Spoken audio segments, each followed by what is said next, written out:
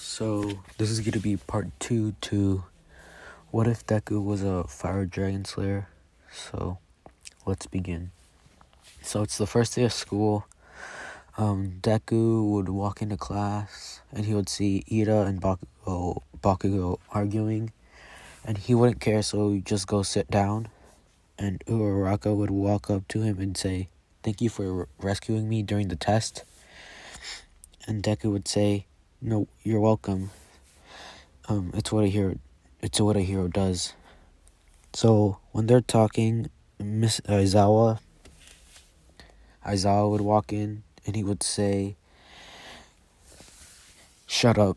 He would just say "shut up," and everyone would just be quiet.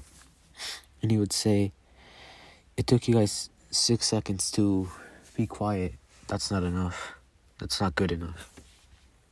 And if you came here to make friends, you might as well leave. This is a hero school." And he would just be talking about the fitness test, and he would say, "Put these uniforms on and meet me outside." And Uraraka would say, "Wait, what about orientation? We're gonna miss it." And then he would say, "Orientation is stupid, and if you want to become a real hero, you don't waste your time on stupid stuff like that." So they get changed, and I don't know if I mentioned this in the last video, but Deku, he's taller than Canon Deku. He's like the same height as Natsu, like 5'8", 5'9", around there.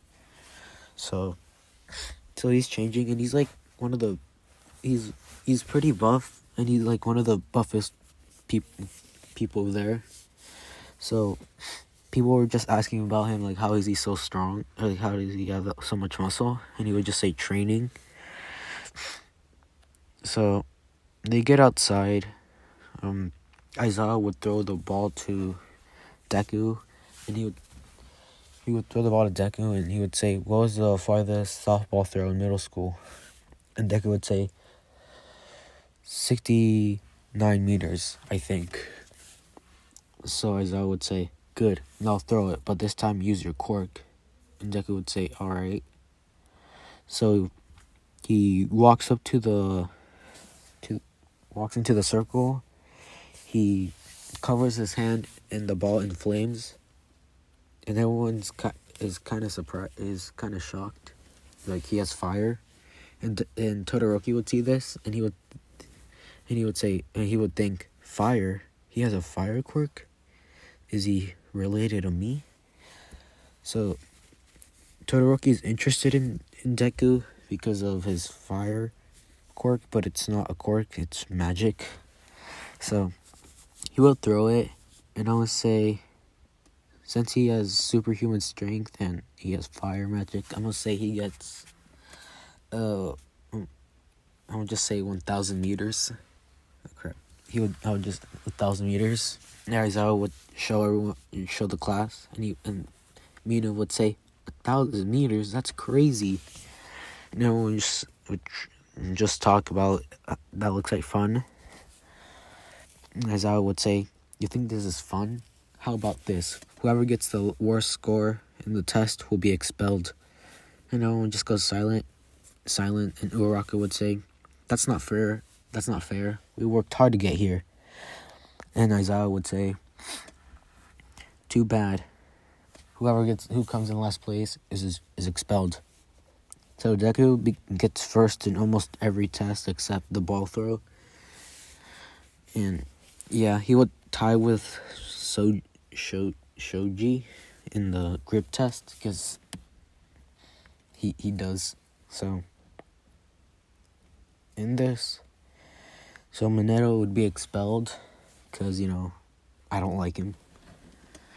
So he gets expelled. And so yeah, that's the end of the test. So on to the hero versus villain test. So All Might walks in, he would say, "I am here," casually walking through the door. And I would be excited. And Deku would just be like smiling. And All Might would look at him, and he was like smile back and give him a thumbs up.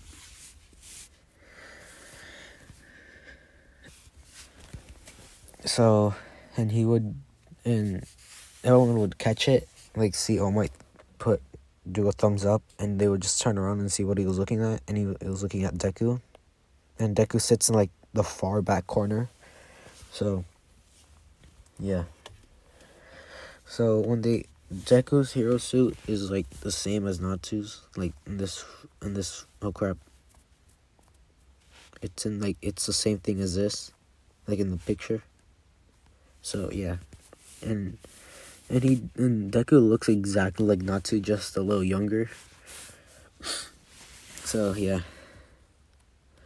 So they would and All Might would just start explain. They get outside to the test zone, and All Might would start explaining about the test, the hero versus villain test, and it would be the same matchups as in canon. Deku and Uraraka versus Bakugo and Ida. So when All Might says start, Deku would tell Uraraka to go look for the bomb, because and he would say that Bakugo's probably going to charge at me, so I don't want you getting in the way, so you should just go and look for the bomb. And she would say, okay. So she would run off, and then Deku could hear and smell Bakugo. Like, he can smell him, and he can hear his explosions from the top floors. And he gets ready. He gets into a stance, and he puts fire on his fist, and he's charging up an attack. And when Bakugo goes around the corner, he gets hit by the fire punch, and he will get sent into a wall, and he would get back up, and he'd say, "Huh, is that the best you can do?" And Deku would say, "No, just warming up." So they would just start fighting. Like, Bakugo would throw explosions. Deku would hit him with fire and shoot fire from his hands. And everyone's actually is amazed of how strong Deku is and how strong Bakugo is. And Todoroki's just getting more and more interested.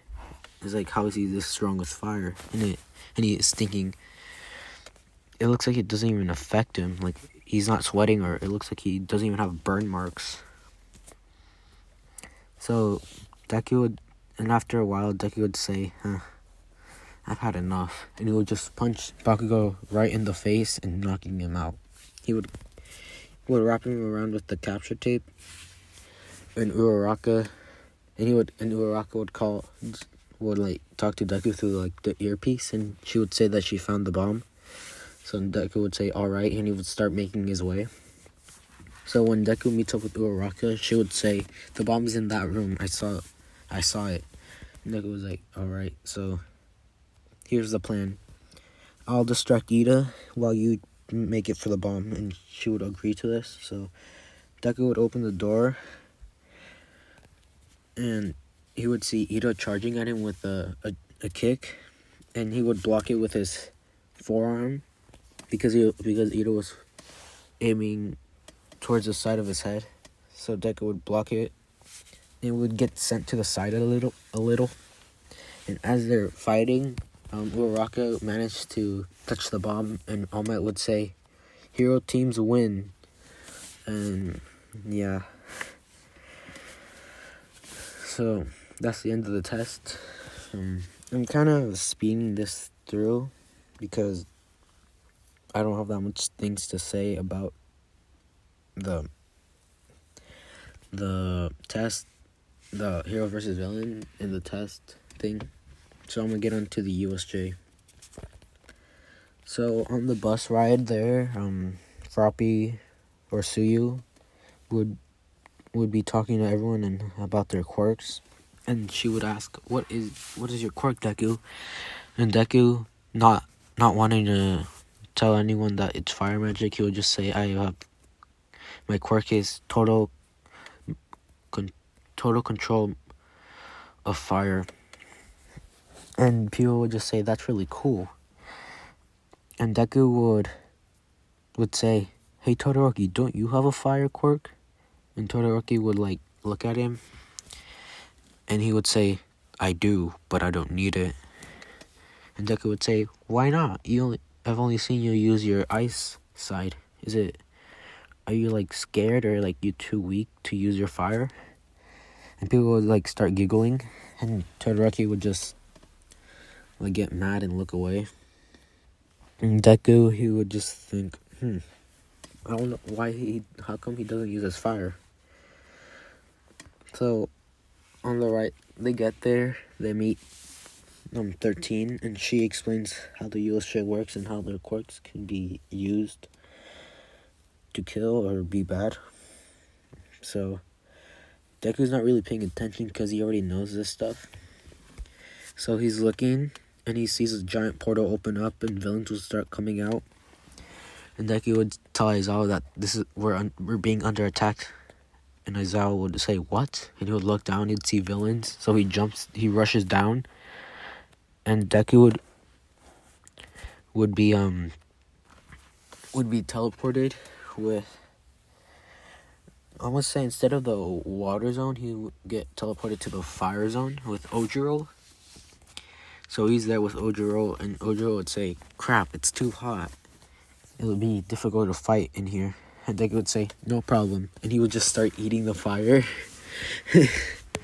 And Ojiro would be kind of shocked, and he would say, "You can eat fire?"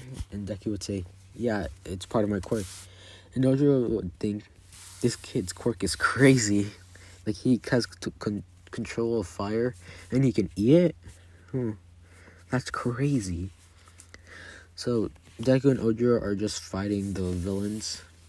And since the villains in there have flame quirks, Deku's just eating the fire and like shooting it back at him, like hot, twice as hot, so to burn them. So as they were leaving the fire zone, Ojiro would say, "I'm gonna go help the others," and Deku would say, "All right." And Deku would see Aizawa getting beaten up by the Nomu, and he would say, "No, Aizawa," and he would just start charging, and he would punch the Nomu in the face, but it wouldn't do anything. He would have fire on his fist, and he would punch it again, and nothing would happen. Like, it would get a burn, but it would just regenerate.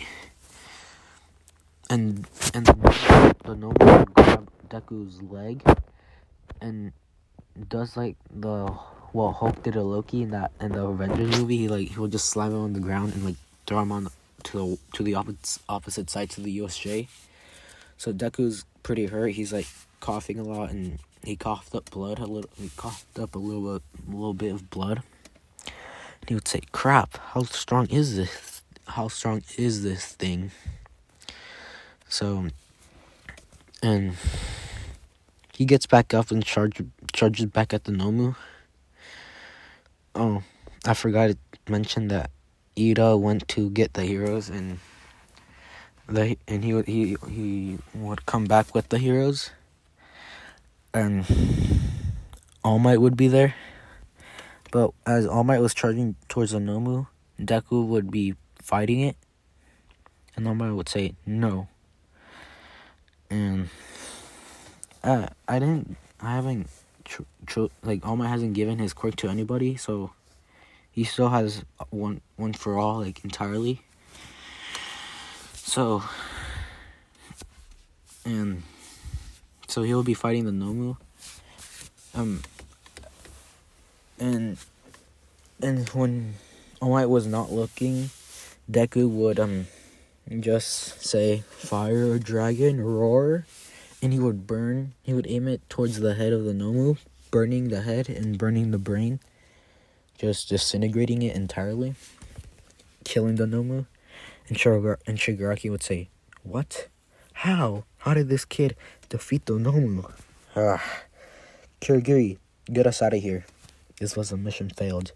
So they leave. The heroes would arrest the villains, and Deku would be questioned about what that thing the Nomu was. Well, they don't know it's a Nomu, but they would just ask Deku like what that thing was. And Deku would say, "I don't know, but all I know is that it wasn't human." So, yeah.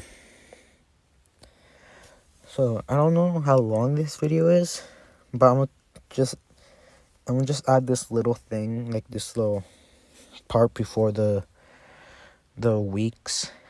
Well, before the sports festival, during the 3 weeks of training. So Deku, he would be training at his house, and he would out of nowhere get a vision of Igneo and where he went and where he is. And Deku would say, "I know where that is," and he would start running towards the place. And eventually he gets there, and he would see a giant cave, and Igneo would be inside of it. And Deku would say, "Igneo, Igneo, I finally found you." And he would say, "Huh, took you long enough. I thought I was gonna die before you found me." So Deku would say, I improved on my fire magic. Are you?